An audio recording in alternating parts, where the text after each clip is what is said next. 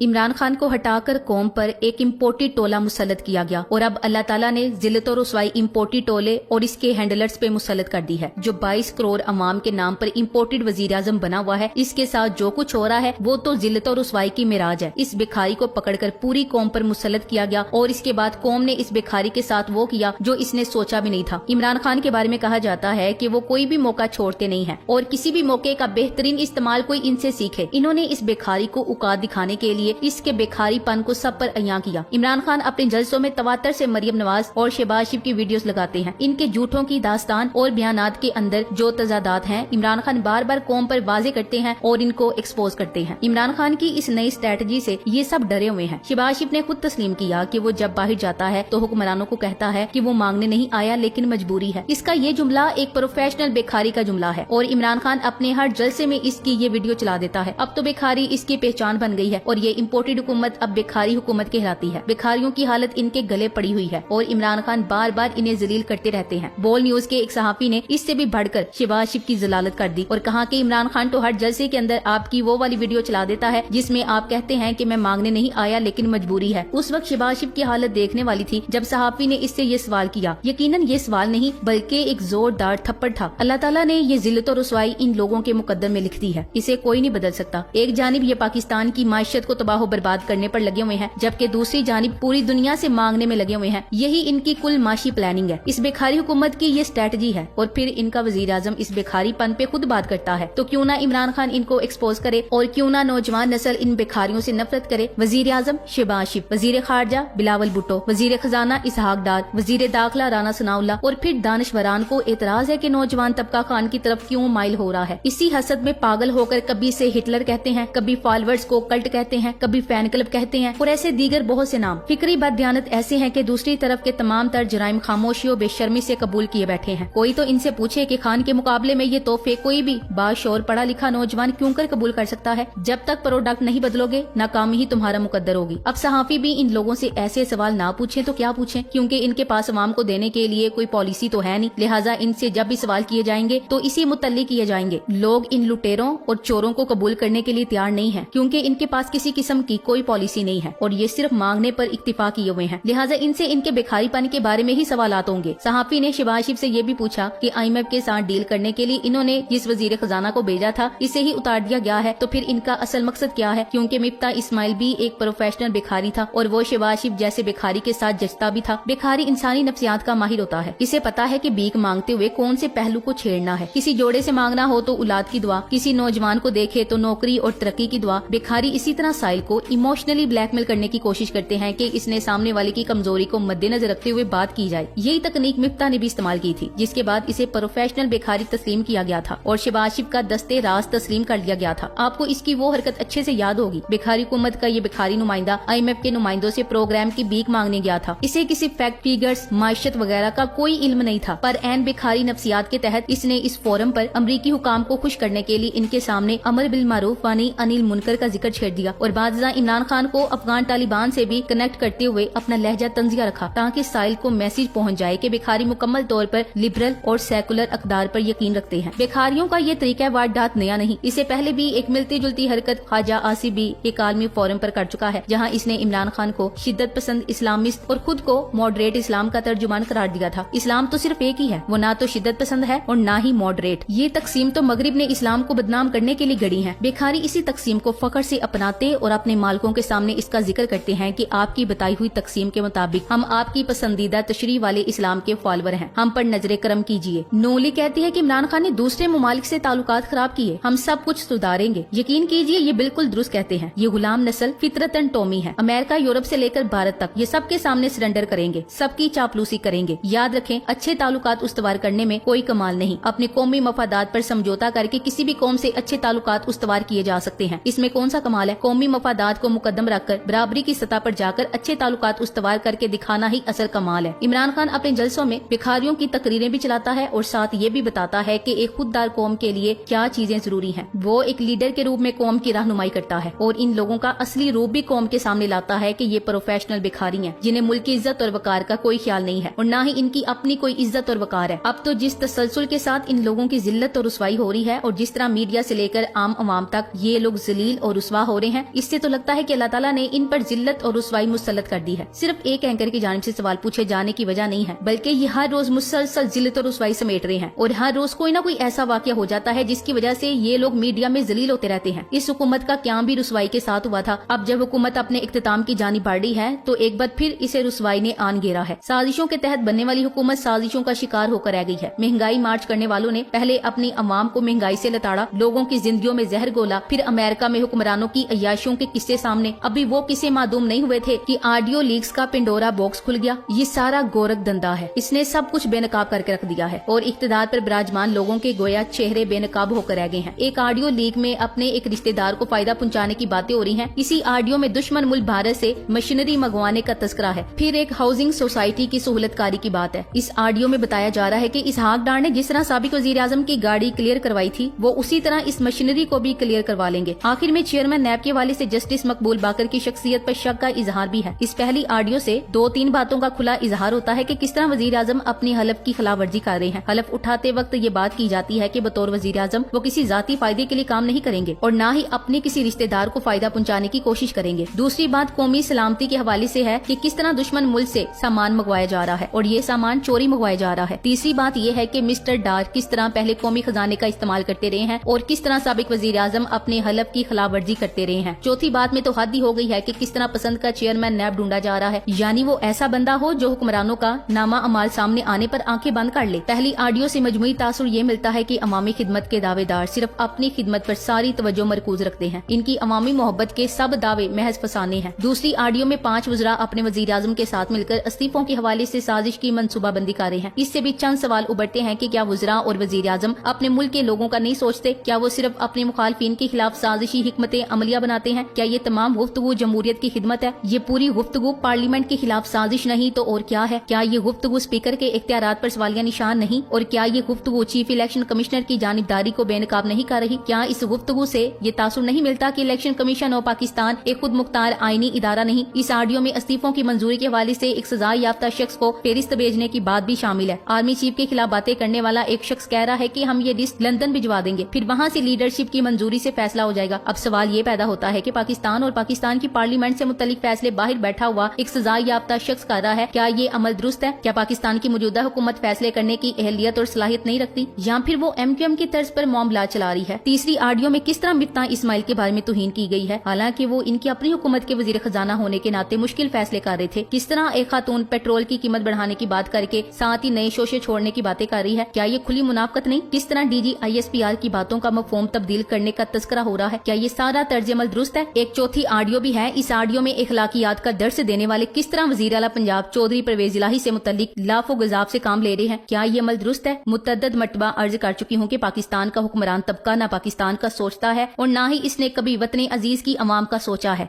Thanks for watching. Allah Hafiz.